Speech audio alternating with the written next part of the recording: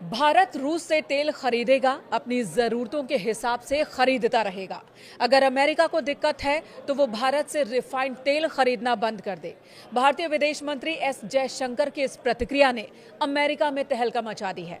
अमेरिकी मीडिया में जयशंकर के इस बयान पर डिबेट छिड़ गई है। स्थिति ऐसी बन गई है कि वहां के वित्त मंत्री को भारत के साथ अच्छे संबंधों की दुहाई देनी पड़ गई और भारत को धमकाने वाला, भारत पर कथित रूप से आर्थिक सैंक्शन लगाने वाला अमेरिका एक साथ आने की बात करने लगा। तो क्या अमेरिका भारत पर लगे अतिरिक्त टैरिफ को वापस ले लेगा?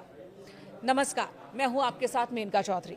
बात कर लेते हैं अमेरिका की ओर से भारत पर लगाए गए अतिरिक्त टैरिफ के बाद भारत और अमेरिका में हो रही प्रतिक्रियाओं की।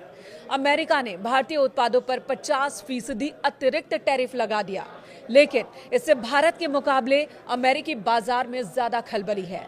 टैरिफ लगाने के अगले ही दिन अमेरिका साथ आने की संभावना जताने लगा। भारत झुकने को तैयार नहीं और इस बीच अमेरिकी वित्त मंत्री स्कॉट बेसेंट भारत से मधुर संबंधों को याद कर रहे हैं। उन्होंने एक इंटरव्यू के दौरान कहा कि राष्ट्रपति ट्रंप और भारत के प्रधानमंत्री नरेंद्र मोदी के बीच अच्छे संबंध है। अमेरिका सबसे बड़ी अर्थव्यवस्था है तो भारत दुनिया का सबसे बड़ा लोकतंत्र है।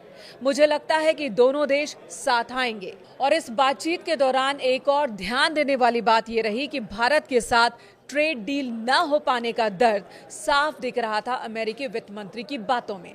उन्होंने कहा कि हमें यानी अमेरिका को लगा था कि भारत के साथ सबसे पहले ट्रेड डील हो जाएगी, लेकिन ऐसा हुआ नहीं। यानी टैरिफ के जरिए अमेरिकी भारतीय बाजार को मनमाने ढंग से इस्तेमाल करना चाहते थे, जिसके सामने भारतीय सरकार ने घुटने नहीं टेके। पीएम मोदी की टीम ने अमेरिकी ट्रेड डील की मांगों को मानने से इनकार कर दिया तो अमेरिका ने टैरिफ लगा दिया। हालांकि अमेरिका का कहना है कि रूस से तेल खरीदने की वजह से उसने भारत पर अतिरिक्त 25% का टैरिफ लगाया है।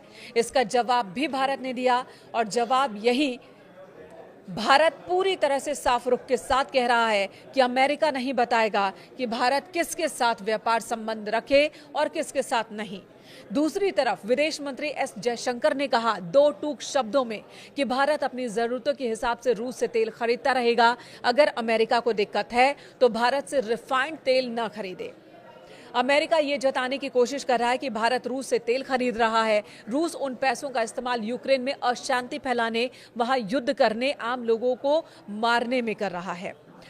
अब अमेरिका की ओर से इस गोल को अमेरिका के पोस्ट में ही डाल दिया गया और ये कहा गया कि अगर इतनी ही दिक्कत है तो आप हमसे रिफाइंड तेल ना खरीदें, क्योंकि रूस से तेल खरीदने के बाद भारत रिफाइंड करता है और फिर वही तेल अमेरिका खरीदता है, तो फिर अमेरिका भारत से तेल ना खरीदे। अमेरिका की बेचैनी की एक बड़ी वजह है वहां होने वाला नुकसान। वैश्विक बाजार के जानकारों के मुताबिक भारत पर टैरिफ लगाने की वजह से अमेरिकी अर्थव्यवस्था 40 से 50 अंक गिरेगी। यहां के लोगों को भारी महंगाई का सामना करना पड़ जाएगा। यानी कि एक तरफ तो महंगाई, दूसरी तरफ बाजार का नुकसान और तीसरी तरफ जो नैरेटिव अमेरिका सेट करना चाहता है विश्व में भारत के खिलाफ, वो नैरेटिव सेट नहीं कर पा रहा।